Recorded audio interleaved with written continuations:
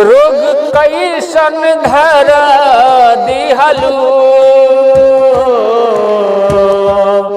रोग कैसन धरा दिहलू,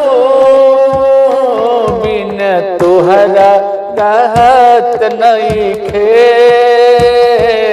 जन जुदाई सहत नइखे, बिन तुहरा रहत नइखे, जन जुदाई सहत नइखे। प्रेम के रोग लगा दिहले बाड़ो, अपन दीवाना बना दिहले बाड़ो। प्रेम के रोग लगा दिहले बाड़ो, अपन दीवाना बना दिहले बाड़ो। दर्द कतना जिगर में बाटे, दर्द कतना जिगर में बाटे, कहे तुहरा बुझत नइखे, जन जुदाई सहत नइखे।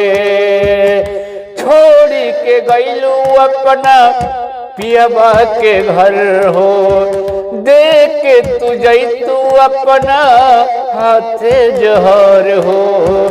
छोड़ के गइलू अपना पियबा के घर हो, देख के तू जैतू अपना हाथे जहर हो।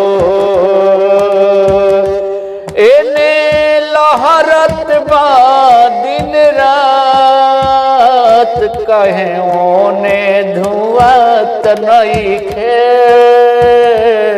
जन जुदाई सहत नइखे।